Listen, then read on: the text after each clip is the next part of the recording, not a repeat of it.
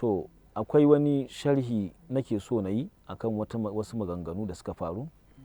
Na ji Jafar ɗan jaridan nan haziki da shi da lauya barista Bulama Bakarti da gogaggen ɗan jaridan nan Malam Nasiru Salisu Zango da ɗaya lauyan jarumi shi ma jajirtacce Abba Hikima suna tattaunawa akan wani ishu da ya faru a jihar Kano.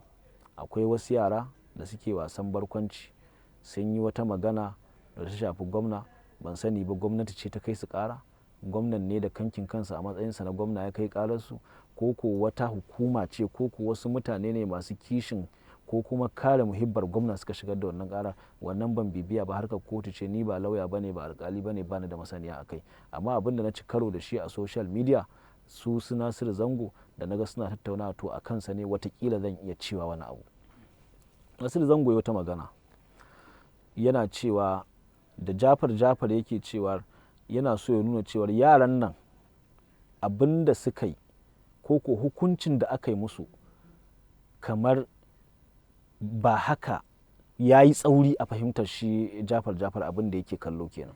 Shi kuma Nasiru Zango yake jan hankalinsa da cewar ko fada yaran nan abin da suka faɗa gaskiya ne, to fa kamar misalin ka ga mutumin da yana da ido ɗaya ne ka ce kai mai ido ɗaya, ya ce abin da ka faɗa gaskiya ne amma ka ci zarafinsa. Haka Nasiru Zango ya faɗa. Kuma maganar Zango haka take cike take da ilimi da hankali.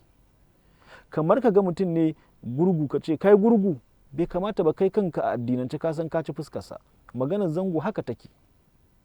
To amma Malam Nasiru Salisu Zango ni kuma abin da na kalla sai na mai wani kallo daban da abin da ka fahimta.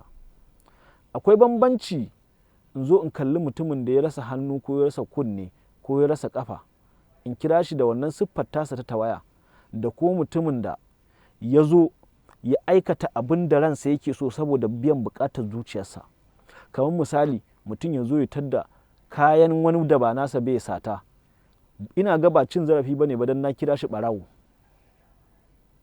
saboda me siffa ce da shi ya ɗauke ta ya ɗora kansa, ba kamar rashin ido bane, siffa ce wanda Allah ne ya ɗora masa.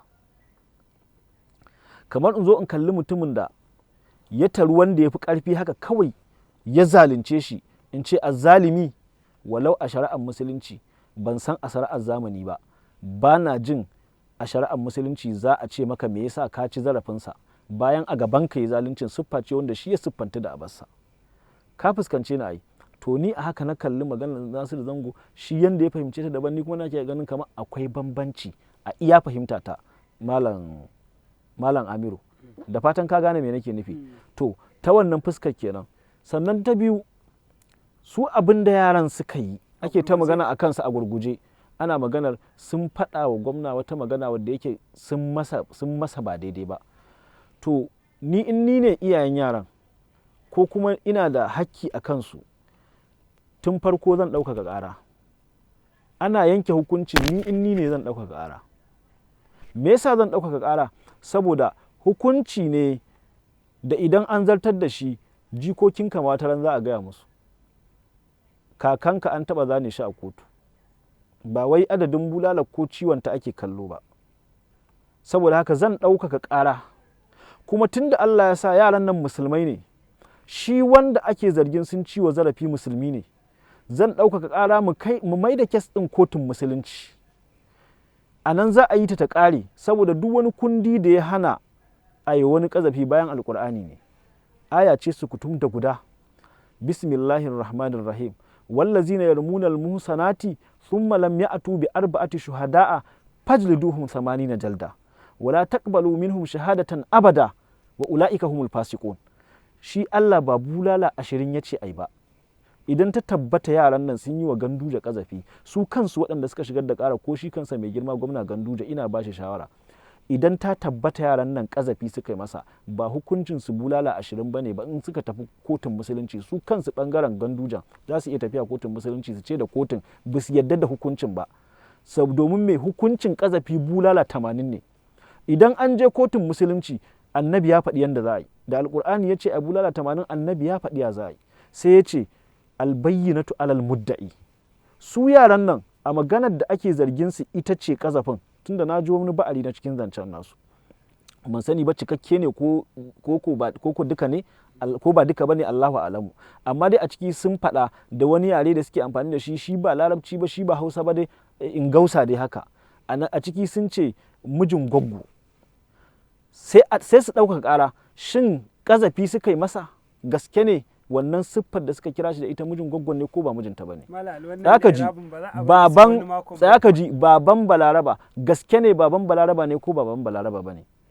A'a, talakawan Kano suna zarginsa ko suna zargin gwamnatinsa, shin su kawo wa kotu hujja me yasa suka ce talakawan Kano suna zargin gwamna Ganduje, sai su shiga kwari layin 'yan tebura, watakila za su iya samo hujjojin da za su gabatar wa kotu cewa akwai wasu daga cikin talakawan Kano da suke zargin rashin iya aiki, misali nake gaya maka. Sannan kuma sai maganar da suka ce ana ko ala buɗan filaye ko wani menene, to idan suka kawo hujjoji, shi kuma ɓangaren gwamna Ganduje sai su ɗau alƙur'ani su rantse da Allah su ce duk waɗannan abubuwan kama daga sai da filaye a Kano, ka gane, sai da fili a Kano su rantse su ce gwamna Ganduje bai taɓa sai da fili a Kano ba.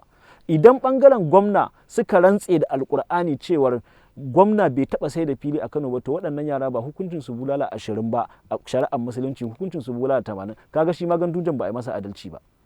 Abin da in ni ne iyayen yaran zan ɗaukaka ƙara, kuma mu tafi kotu mu kawo shaidu, su kuma wanda suka kai ƙara su rantse da alƙur'ani ƙadimi. Idan suka rantse da alƙur'ani ƙadimin littafin Allah gwamna Ganduje bai taɓa sai da fili a Kano ba, to waɗannan yara su kuma suka gaza kawo shaidu da suka gamsar da kotu, to sai a musu bulala ba kuma 20 bace ba 80 ce. Me yasa? Saboda kar su kuma. Dama shi punishment is meant to avoid the occurrence of the offenses.